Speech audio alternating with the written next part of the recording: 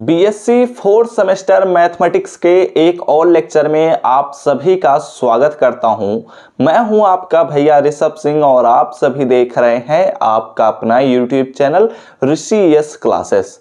और BSc fourth semester mathematics का जो हमारा पेपर है डिफरेंशियल इक्वेशंस एंड मैकेनिक्स, उसका जो यूनिट फर्स्ट है जिसमें हम second order linear differential equation के बारे में पढ़ते हैं, उसी का यह लास्ट लेक्चर हम लेकर आ चुके हैं।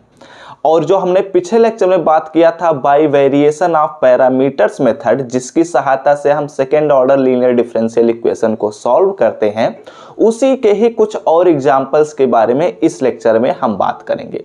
कुछ और क्वेश्चंस को हम उठाएंगे, उन्हें सॉल्व करके आप सभी को बताएंगे कि कैसे हम इस मेथड के उपयोग से डिफरेंट काइंड के क्वेश्चंस को सॉल्व कर सकते हैं। तो चलिए अपने इस लेक्चर की शुरुआत करते हैं। लेकिन अगर आप सब इस चैनल पर पहली बार आए होंगे तो जरूर नीचे दिए हुए रेड बटन पर क्लिक करके सब्सक्राइब कर लीजिएगा, साथ ही बेल आइकन को ऑल पर सेलेक्ट कर लीजिएगा, जिससे हमारे अगले लेक्चर्स के नोटिफिकेशन आपके पास सबसे पहले पहुंचे। तो चलिए अब अपने इस लेक्चर के पहले क्वेश्चन पर और टोटल हम दूसरे क्वेश्चन पर बात करने वाले हैं इस मेथड में।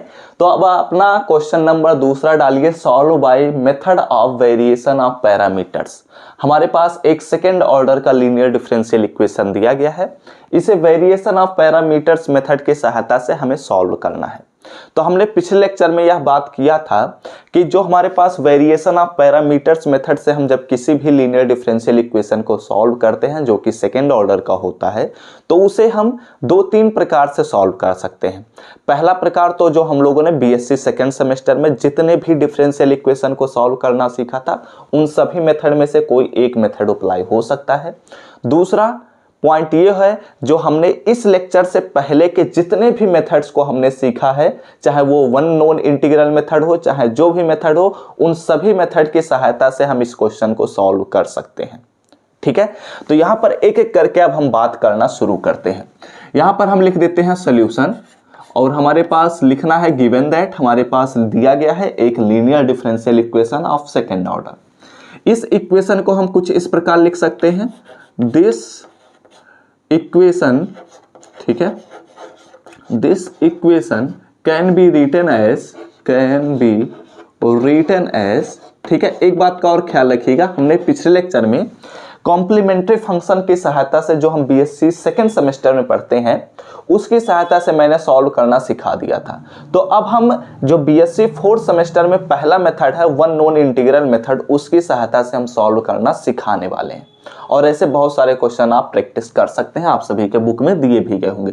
This equation can be written as, जब भी कोई linear differential equation of second order दिया गया हो तो उसे हमेशा एक स्टैंडर्ड डिफरेंशियल इक्वेशन में बदलिए।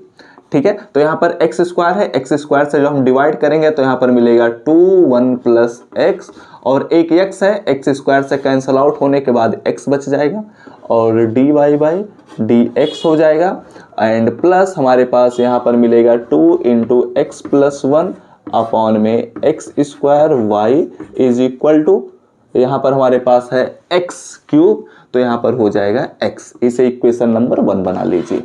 ठीक है, बहुत ज़्यादा है यहाँ पर तो एक्सप्लेन करने की कुछ चीज़ें हैं नहीं, क्योंकि इन चीज़ों पर हम ऑलरेडी बात कर ही चुके हैं। यहाँ पर हमारे पास p का वैल्यू जो होगा -2 1 प्लस एक्स अपॉन में x हो जाएगा। ठीक है, और वीडियो को हो सकता है हम बीच बीच में कट भी कर दें जब किसी भी चीज़ को लिख रहे होंगे तो, क्योंकि इसके पीछे का लॉजिक ये है कि वीडियो हम बड़ा नहीं बनाना चाहते, और जो चीज़ें आसान होते हैं, जो समझने लायक होते हैं, उन्हें मैं कट कर देता हूँ। ठीक है, और यहाँ पर p का वैल्यू हो गया, q का वैल्यू हो गया, यहाँ पर हो जाएगा हमारे पास 2 इंटू एक्स प्लस 1 अपॉन में एक्स स्क्वायर, और यहाँ पर हमारे पास जो r का वैल्यू है वो हमारे पास है x। ठीक है, तो अगर इसे वन नॉन इंटीग्रल मेथड की सहायता से सॉल्व करना है तो हमने पहले वाले लेक्चर में यह बात किया था, क्या बात किया था कि हमें 1 प्लस पी प्लस क्यू का वैल्यू चेक करना है। अगर वह 0 के बराबर होता है तो हमें u इज इक्वल टू बताया था कि क्या लेना पड़ता है। ठीक है, चेक करते हैं कि कौन सा मेथड यहाँ पर अप्लाई हो सकता है। तो यहाँ पर देखो 2 into 1 plus x, 2 into 1 plus x या x प्लस 1 लिख देते हैं, और यहाँ पर x और यहाँ पर एक्स स्क्वायर है। ठीक है, तो ये वाला मेथड तो अप्लाई हो सकता है ना। यहाँ पर डायरेक्ट मैं बताता हूँ, आप लोग कर भी सकते हैं। नाउ अगर ध्यान से देखो तो यहाँ पर हम लिख सकते हैं p प्लस क्यू एक्स, ठीक है। तो p प्लस क्यू एक्स को अगर हम सॉल्व करते हैं तो p का वैल्यू हमारे पास है 2 इंटू 1 प्लस एक्स अपॉन में x, और प्लस q का वैल्यू हमारे पास है 2 इंटू एक्स प्लस 1 अपॉन में एक्स स्क्वायर, ठीक है। यहाँ पर माइनस भी है ना, मैं सोच ही रहा था कि माइनस कहीं ना कहीं छूट रहा है, ठीक है। ये प्रैक्टिस पर डिपेंड है, जितना आप प्रैक्टिस करेंगे आप लोग समझ जाएंगे कि क्वेश्चन को कैसे करना है। ओके, तो ये वाला x यहां पर आया, एक x से एक x स्क्वायर कैंसल आउट, मतलब एक x यहां से कैंसल आउट हो जाएगा, और यहां पर जितना प्लस में लिखा है उतना ही माइनस में लिखा है, तो ये ओवरऑल वैल्यू हमें क्या मिल रहा है, 0। इसलिए हम क्या ले सकते हैं देन, इसलिए क्या होता है u इंटू वी, ठीक है, by one known integral method. आप लोग जानते होंगे पहले लेक्चर में हमने बात किया है, तो u की जगह पर हमारे पास आएगा x और v हमारे पास ऑलरेडी रहेगा ही, तो y is equal to x into v हमें मिला। ओके, अब हमारा काम क्या करना रहेगा, इसे हमारा काम है डिफरेंशिएट करना। पहले एक बार डिफरेंशिएट करेंगे, फिर दूसरी बार हमें डिफरेंशिएट करना रहेगा। तो चलो यहीं पर मैं बताने की कोशिश करता हूं, देखते हैं आ जाता है यहीं पर तो काम बन जाता है।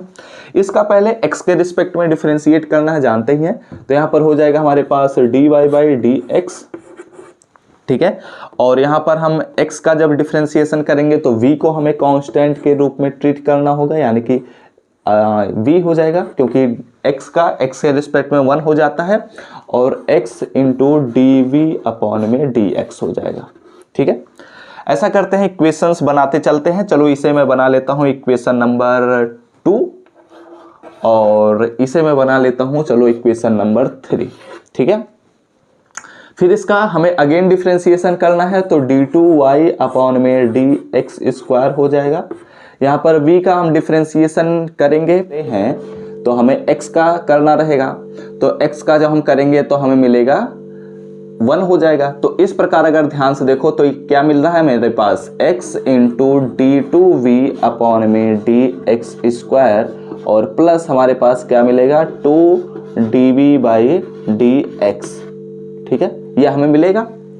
ओके, इतनी बातें क्लियर हो रही हैं, लेकिन एक बात का ख्याल रखिएगा। क्या ख्याल रखना है कि हमारे पास dy बाई डी एक्स और d2y by D x square जो हमने कैलकुलेट किया है, इन वैल्यूज को हम इस इक्वेशन नंबर 1 में नहीं रखेंगे। ना ना ना ना ना, गलती कर देंगे। अगर आप इन्हें इस इक्वेशन 1 में रखने गए तो गलती हो गई, कभी भी ऐसा मत करना। Bye variation of parameters method में हमने यहां पर लिखा है कॉम्प्लीमेंट्री फंक्शन, और कॉम्प्लीमेंट्री फंक्शन हम हमेशा उसी डिफरेंशियल इक्वेशन का कैलकुलेट कर सकते हैं जिसका राइट हैंड साइड हम 0 लेते हैं। अगर 0 नहीं है तो हमें पर्टिकुलर इंटीग्रल भी कैलकुलेट करना होता है। बीएससी सेकंड सेमेस्टर में आपने डिफरेंशियल इक्वेशन में पढ़ा होगा। ओके, तो हमें क्या करना पड़ेगा, इस इक्वेशन नंबर 1 के राइट हैंड साइड में हमें 0 रखना पड़ेगा x की जहां पर, ठीक है। तो पहले क्या करिए, आप लोग इसका स्क्रीनशॉट लीजिए। ये हमने इक्वेशन नंबर 3 बनाया है, इसे इक्वेशन नंबर 4 बना लीजिएगा, और इसे इक्वेशन नंबर 2 बनाए ही है, इसका भी हम उपयोग करने वाले हैं। तो स्क्रीनशॉट लीजिए, फिर उसके बाद हम, तो अब यहां पर मैंने लिख दिया कि now to find complementary function of the given differential equation. जो हमारा डिफरेंशियल इक्वेशन दिया गया है उसके कॉम्प्लीमेंट्री फंक्शन को हमें प्राप्त करने के लिए उस डिफरेंशियल इक्वेशन को कुछ ऐसे मैंने लिख दिया, राइट हैंड साइड पर 0 कर दिया। ओके, अब यहां पर ख्याल रखिएगा क्या करना है, इसे इक्वेशन नंबर 5 बना लीजिएगा, क्योंकि हमारा जो काम है सबसे पहले तो हम इसका सॉल्यूशन निकालने वाले हैं। इस डिफरेंशियल इक्वेशन का, हमारा जो मेन डिफरेंशियल इक्वेशन है उसका सॉल्यूशन हम अभी बाद में निकालेंगे। यहां पर देखो हम क्या करने वाले हैं, यहां पर देखो क्या करेंगे, d2y by D x square का वैल्यू हमारे पास था, क्या था, यहाँ पर था 2 इंटू डी वी अपॉन में डी एक्स, और प्लस हमारे पास था x into D two we upon में D x square. I hope यही होगा, नहीं तो बाद में गड़बड़ हो जाएगी, ठीक है। एक्चुअली मेरे पास, मैं इसे सॉल्व नहीं किया रहा था, मैं डायरेक्ट यहीं पर कराता हूँ, क्योंकि मुझे पता है कि ये सभी चीज़ें आसान होती हैं, कर ले जाएंगे, कोई दिक्कत नहीं है। यहाँ पर देखो माइनस, बस प्रैक्टिस पर डिपेंड करता है। यहाँ पर हमारे पास -2 इंटू 1 प्लस एक्स, और अपॉन में यहाँ पर हमारे पास x रहेगा ही रहेगा, और dv बाई डी एक्स का वैल्यू हमारे पास था क्या था हमारे पास v प्लस हमारे पास था x into D v by D x. ठीक है, ऐसे ही अगर आप लोग प्रैक्टिस किए रहेंगे तो ऐसे ही डायरेक्ट आप भी वैल्यूज को रख लेंगे, कोई बड़ी बात नहीं है, हम कोई अलग से नहीं सीख कर आते हैं। ठीक है, प्लस यहाँ पर हो जाएगा हमारे पास 2 इंटू 1 प्लस एक्स अपॉन में एक्स स्क्वायर, और y का वैल्यू हमारे पास क्या था v इंटू एक्स या x इंटू वी था। ठीक है, अब यहाँ पर इसे हम सॉल्व करते हैं। तो सॉल्व करने के लिए सिंपल सा तरीका है, हमें पहले मल्टीप्लाई कर देना पड़ेगा चीज़ों को। तो मल्टीप्लाई करने के लिए o और यहाँ पर हो जाएगा 2 हैं, यहाँ पर ध्यान से देखा जाए तो प्लस में वो वाला है, ये माइनस में है, तो ये तो पूरा कैंसल आउट होकर 0 हो जाएगा। और क्या बच रहा है हमारे पास, यहाँ पर dv बाई डी एक्स है, यहाँ पर भी dv बाई डी एक्स है, कुछ नहीं हो रहा है और कुछ नहीं बन रहा है। सॉल्व करते हैं, इसी को सिंप्लीफाई करते हुए लिख देते हैं। तो यहाँ पर हमारे पास मिल रहा है x into D two we upon में डी एक्स स्क्वायर। समझ गए होंगे कि हमने क्या किया, सिंपल सा मेथड है, डी बाई डी एक्स और 2 को हमने कॉमन निकाल दिया, उसके बाद जो वैल्यूज बचे हैं उन्हीं को मैंने रख दिया। सिंप्लीफाई करते हैं, 1 से 1 कैंसल आउट हो जाएगा, माइनस एक्स बच रहा है तो माइनस को एक काम करते हैं बाहर ले लेते हैं। ओ पास क्या मिल रहा है 2x d b by D x हमारे पास मिलता हुआ नजर में आ रहा है, इज इक्वल टू 0। ठीक है, तो हमारे पास एक नया इक्वेशन मिला। तो अब हम क्या करते हैं, एक काम करते हैं कि x को भी कॉमन लेते हुए 0 कर देते हैं। ओ और यहाँ पर हमारे पास, अब देखो ये हमारे पास जो इक्वेशन बना है, या इस डिफरेंशियल इक्वेशन में अगर ध्यान से देखा जाए तो ऐसे डिफरेंशियल इक्वेशन को आप लोग सेकेंड सेमेस्टर में काफ़ी ज़्यादा सॉल्व करना सीखे होंगे। ठीक है, तो यहाँ पर हम क्या करते हैं, मैं चौक को बदल लेता हूँ। यहाँ पर हम एक काम कर सकते हैं कि ऑक्सिलरी इक्वेशन हम लिख लेते हैं, इसका ऑक्सिलरी, चलो यहाँ पर मैं ए ई लिख देता हूँ। ठीक है, ऑक्सिलरी इक्वेशन इज, तो इस डिफरेंशियल इक्वेशन के लिए अगर ऑक्सिलरी इक्वेशन को हम लिखते हैं तो यहाँ पर हमारे पास होता है dv बाई डी एक्स को अगर हम यम ले रहे हैं तो ये हमारे पास यम स्क्वायर हो जाएगा। तो यहाँ पर हमारे पास क्या मिलेगा, एम स्क्वायर माइनस 2m, और राइट हैंड साइड हमारे पास 0 ही होगा, इज इक्वल टू 0। ठीक है, तो यहाँ से अगर हम यम का वैल्यू कैलकुलेट करते हैं, दिस इंप्लाइज दैट अगर हम यम का वैल्यू कैलकुलेट करेंगे तो हमारे पास एक काम करते हैं, यम को कॉमन लेते हैं तो यम का वैल्यू 0 1 मिलेगा, और दूसरा वैल्यू हमारे पास m का वैल्यू 2 मिलेगा। ठीक है, डिफरेंस सेकेंड, अब ये तो समझाने की जरूरत नहीं ना पड़ेगी, m का वैल्यू हमारे पास एक 0 मिल रहा है। ठीक है, एक m का वैल्यू हमारे पास 0 मिल रहा है और दूसरा हमारे पास 2 मिलेगा। ठीक है, अब ये तो मुझे नहीं लगता कि समझाने की जरूरत पड़ेगी कुछ खास। ठीक है, क्योंकि ये द्विघात समीकरण है तो आप लोग आसानी से सॉल्व कर सकते हैं। एक यम को कॉमन लीजिए दोनों से, तो एक यम इज इक्वल टू 0 मिलेगा और एक यम माइनस 2 इज इक्वल टू 0 मिलेगा, तो m इज इक्वल टू 0 और m इज इक्वल टू 2 हमें मिल गया। ओके, सॉल्व करें आगे, चलो करते हैं। तो अब यहाँ से यम का वैल्यू अगर 0 और 2 मिल रहा है तो इसका मतलब क्या हुआ कि हमारे पास जो v का वैल्यू है, ये डिफरेंशियल इक्वेशन किस फॉर्म में है, v के फॉर्म में है। ठीक है, हमारे पास जो वेरिएबल है वो v है, तो हमें इससे वैल्यू क्या मिलेगा, v का वैल्यू मिलेगा। देन तो इसका मतलब क्या हुआ कि हमारे पास जो v मिलेगा, यानी कि कॉम्प्लीमेंट्री फंक्शन जो हमारे पास v मिल रहा है वो क्या मिलेगा, c1 e to the power पहला यानी कि 0x हो जाएगा, और प्लस हमारे पास c2 e to the power दूसरा यानी कि 2x हो जाएगा। ठीक है, नो प्रॉब्लम ना, सॉल्व करें आगे, चलो करते हैं। तो अब अगर ध्यान से देखो तो यहाँ से हमारे पास c1 मिलेगा, क्योंकि e to the power 0x है तो e टू द पावर 0 मतलब हो गया 1, बात खत्म। प्लस यहाँ पर हमारे पास हो गया c2 और यहाँ पर हमारे पास मिलेगा e to the power 2x। ठीक है, तो यहाँ से हमने v का वैल्यू कैलकुलेट कर लिया और u का वैल्यू हम ऑलरेडी जानते हैं, u is equal to x होता है। तो हमारे पास जो कॉम्प्लीमेंट्री फंक्शन है ऑफ दिस इक्वेशन इस इक्वेशन नंबर 5 के लिए जो हमारे पास सोल्यूशन मिल रहा है वो y = vx है। तो vx मतलब कि हो जाएगा हमारे पास, यहाँ पर खैर लाइन बच नहीं रहे हैं लिखने के लिए, तो एक बार ही आप लोग इसका स्क्रीनशॉट लीजिए, फिर उसके बाद हम बात करेंगे। तो यहाँ से v का वैल्यू और u का वैल्यू हम ऑलरेडी कैलकुलेट कर चुके हैं, उन दोनों का वैल्यूज अब हम रखने वाले हैं अपने इक्वेशन नंबर 2 में। ठीक है ना, तो चीजें क्लियर हो चुकी हैं। तो अब अगले स्टेप पर हम बढ़ते हैं।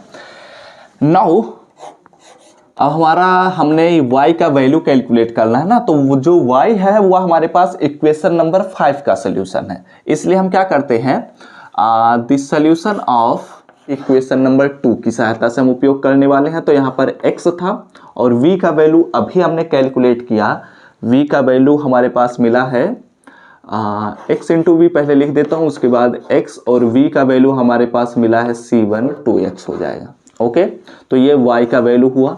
एक काम करते हैं, इसे एक इक्वेशन बना लेते हैं। तो इक्वेशन नंबर 5 बना था, उसके बाद शायद इक्वेशन कोई बना नहीं है, तो इसे इक्वेशन नंबर 6 बना लीजिए। अब ये जो हमारे पास सोल्यूशन मिला है ये एक्चुअली इक्वेशन नंबर 5 का सोल्यूशन है, और हमें किसका सोल्यूशन चाहिए, इक्वेशन नंबर 1 का चाहिए, बाय वेरिएशन ऑफ पैरामीटर्स। तो क्या करेंगे, put place of C1 and C2। हमारे पास जो C1 और C2 हैं उनके जहां पर A और B को रखेंगे, जो कि x के ही वेरिएबल्स होते हैं। देन यहाँ पर एक और लिख लो, बिकम बन जाएगा कुछ इस प्रकार, y = हमारे पास x तो रहेगा ही रहेगा, और यहाँ पर आ जाएगा a, और प्लस C2 के जहाँ पर हमें रखना है b, और यहाँ पर हमारे पास x × e⁻²x हो जाएगा। ठीक है, अब हमें क्या करना है, ध्यान दीजिएगा। To find the solution of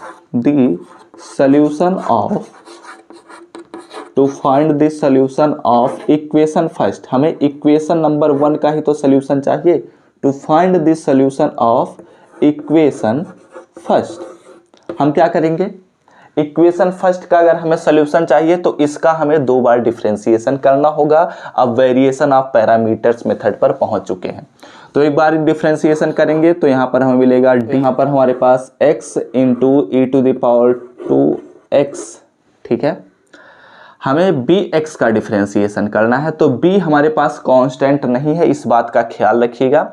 हमेशा एक बात का ख्याल रखिएगा कि a और b कांस्टेंट नहीं रह गए हैं, नहीं तो कांस्टेंट की तरह ट्रीट करेंगे सारा काम गड़बड़ हो जाएगा। ठीक है, तो यहाँ पर अब हम क्या करते हैं, हमारे पास तो हमने पहले bx को छोड़ दिया, मतलब फर्स्ट फंक्शन, और e⁻²x को सेकंड फंक्शन माना, उसका डिफरेंशिएशन कर दिया। अब हम क्या करेंगे, e⁻²x को छोड़ते हैं और b × x का हमें डिफरेंशिएशन करना है। ठीक है, तो अगर हम b को एक टाइम छोड़ देते हैं तो हमारे पास b हुआ, x का डिफरेंशिएशन करेंगे 1 हो जाएगा, प्लस x को छोड़ेंगे और अगर हम b का डिफरेंशिएशन करेंगे तो हमें मिलेगा db/dx। ठीक है, ये हमें मिला। सॉल्व करते हैं, थोड़ा सिंप्लीफाई करते हैं, डिफरेंस मिला है db/dx।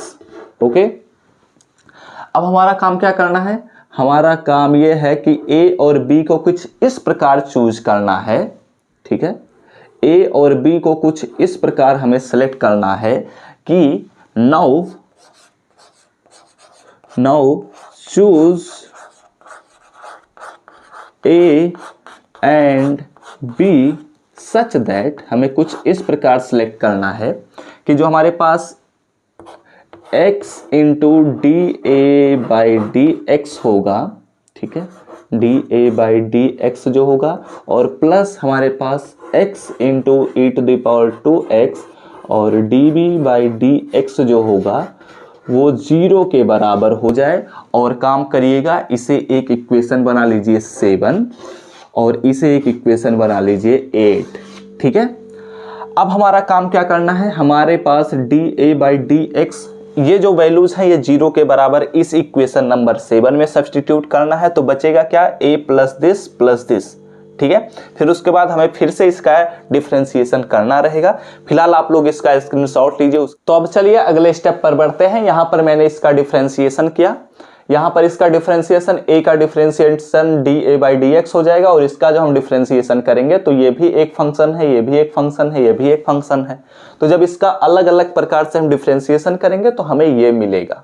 ठीक है, ये मिलता है, आप लोग कर भी सकते हैं। वैसे डिफरेंशिएशन करना आप लोग इंटरमीडिएट से ही पढ़ते आ रहे हैं, तो अब यहाँ पर इसको ज़्यादा एक्सप्लेन करने की जरूरत नहीं होगी। मैंने इसे इक्वेशन नंबर 10 बना दिया। ठीक है, अब इक्वेशन नंबर 10 की सहायता से हमें d2y by D x square मिला, और dy बाई डी एक्स हमें इक्वेशन नंबर 9 की सहायता से मिला।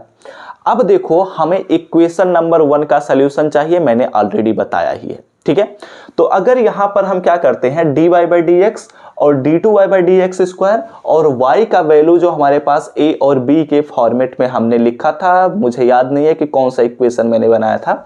तो यहां पर अब हम क्या करते हैं, उन वैल्यूज को इक्वेशन नंबर 1 जो कि हमारा मेन डिफरेंशियल इक्वेशन है सेकेंड ऑर्डर का, उसमें हमने रखा, फिर उसको हमने सॉल्व किया। ठीक है, उसको जब हम सॉल्व करेंगे तो ये एक प्रकार का डिफरेंशियल इक्वेशन मिलेगा। ओके, मैंने एक लाइन हटा दिया है क्योंकि बहुत बड़ा प्रोसेस हो जाएगा अगर उसे हम बताना शुरू करेंगे तो, और वो सभी चीजें सब्स्टिट्यूशन का खेल है, तो वो आप लोग आर्ट से ही पढ़ते आ रहे होंगे। ठीक है, तो इसलिए मैंने उसे हटा दिया। इसे इक्वेशन नंबर 11 हम बना देते हैं।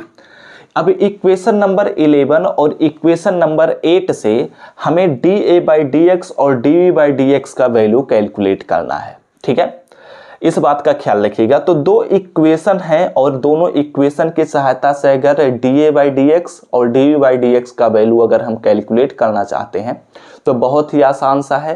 ये आई थिंक 8 में भी आप सभी को सब्स्टिट्यूशन मेथड की सहायता से सॉल्व करना सिखाया गया होगा, तो उसी मेथड का हम यहाँ पर उपयोग करने वाले हैं। ठीक है, लेकिन मैं पूरा प्रोसेस नहीं बताऊंगा, मैं डायरेक्ट करने वाला हूँ। तो एक काम करिए, पहले स्क्रीनशॉट लेना चाहें तो ले सकते, ठीक है ना। तो अब चलो अगले स्टेप पर हम बढ़ते हैं। तो यहाँ पर हम लिख देते हैं फ्रॉम इक्वेशन 8 एंड 11। इक्वेशन 8 और 11 से जो हमारे पास dA बाई डी एक्स का वैल्यू हमें मिलेगा, वो मिल रहा है dA बाई डी एक्स का वैल्यू हमारे पास मिल रहा है 1/2। ठीक है, आप लोग जब सॉल्व करेंगे तो आप लोग देखेंगे कि यही मिलेगा। ओके, और यहाँ पर अगर हमारे पास दिस इंप्लाइज दैट अगर हमें a का वैल्यू कैलकुलेट करना है तो हमें इंटीग्रेशन मेथड का सहारा लेना पड़ेगा। तो चलो यहाँ पर मैं लिख देता हूँ ऑन इंटीग्रेशन। ठीक है, जब हम इंटीग्रेशन करेंगे a का वैल्यू कैलकुलेट करने के लिए, तो यहाँ पर a इज इक्वल टू हमें मिलेगा x अपॉन में 2। ठीक है, इसका जब हम इंटीग्रेशन करेंगे तो x मिलेगा। इंटीग्रेशन करना मैं नहीं सिखाऊंगा यहाँ पर। तो यहाँ पर एक कांस्टेंट भी मिलेगा जिसे हम नाम दे देते हैं C3। एंड और जब हम इक्वेशन नंबर 8 और 11 को सॉल्व करेंगे तो हमें dB बाई डी एक्स का भी वैल्यू मिलेगा, जो वैल्यू हमारे पास होगा 1/2 e to the power -2x होगा। ठीक है, जब सॉल्व करेंगे तो आपको ये देखने को मिलेगा। अब जब ये आपको देखने को मिल रहा है तो ऑन इंटीग्रेशन, यहाँ पर हम लिख देते हैं ऑन इंटीग्रेशन। अब जब इसका इंटीग्रेशन करेंगे तो हमें क्या मिलेगा, हमें मिलेगा b का वैल्यू, और जब b का वैल्यू मिलेगा तो e to the power -2x है, तो यानी कि हमारे पास हो जाएगा माइनस और 1/4 e to the power -2x हो जाएगा, और प्लस हमारे पास एक कांस्टेंट C4 मिल जाएगा। ठीक है, तो हमने क्या क्या वैल्यू कैलकुलेट कर लिया, a का वैल्यू हमने कैलकुलेट कर लिया, b का वैल्यू हमने कैलकुलेट कर लिया।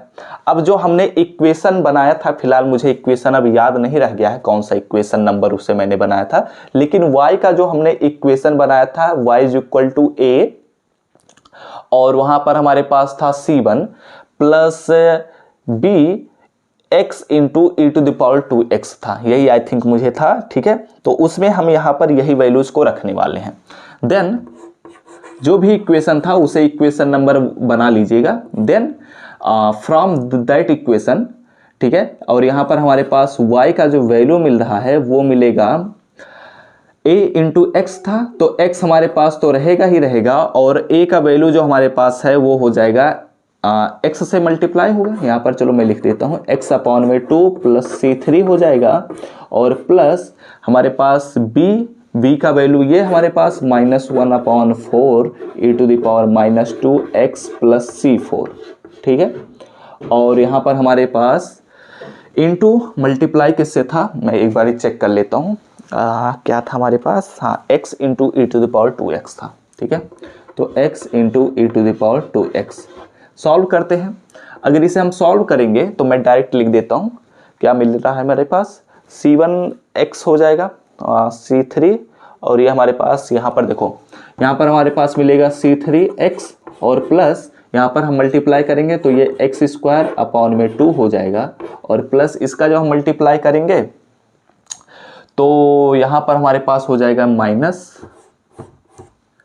माइनस और 1/4 रहेगा ही रहेगा, और e to the power -2x e to the power 2x cancel out हो जाएगा और यहाँ पर मिल जाएगा x, और प्लस हमारे पास c4x into e to the power 2x हो जाएगा। आप लोग डिफरेंट बुक्स में देखेंगे तो यहाँ पर c3 c4 की जगह पर c1 c2 का उपयोग किया गया होगा, तो खैर इससे कुछ भी फर्क नहीं पड़ता क्योंकि कांस्टेंट्स ही हैं, ठीक है। अब ये जो हमारे पास सोल्यूशन मिला है, यही सोल्यूशन एक्चुअली हमारे जो इक्वेशन नंबर 1 है उसी का ही यह एक सोल्यूशन है, और ये हमारे पास फाइनल आंसर है, ठीक है। इसके अलावा कोई और आंसर आप सभी के सामने नहीं देखने को मिले, तो यही हमारा फाइनल आंसर है। आप लोग इसका स्क्रीनशॉट ले लीजिएगा, और इस प्रकार हमने अपने जो linear differential equation of second order है उसका हमने bye variation of parameters method की सहायता से सॉल्यूशन करना सिखाया।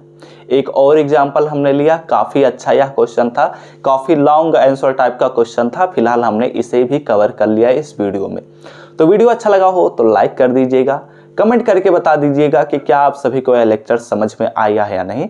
प्रैक्टिस करिए, जितना प्रैक्टिस करते जाएंगे उतने ज़्यादा क्वेश्चंस आप सॉल्व करने के काबिल बनते जाएंगे, इस बात का हमेशा ख्याल रखिएगा, ठीक है। आप सभी को मैं बहुत सारे क्वेश्चंस टेलीग्राम चैनल पर प्रोवाइड कर दूंगा, वहां पर जाकर आप ज्वाइन भी कर सकते हैं। वहां पर आपको सभी क्लासेस के प्रैक्टिस सेट देने की कोशिश मैं करूंगा, और अगले लेक्चर्स के नोटिफिकेशन पाने होंगे तो सब्सक्राइब करने के साथ बेल आइकन को ऑल पर सेलेक्ट कर लीजिएगा। तो हम सब मिलते हैं अपने नेक्स्ट लेक्चर में, तब तक पढ़ते रहिए, संघर्ष करते रहिए और सफल होते रहिए।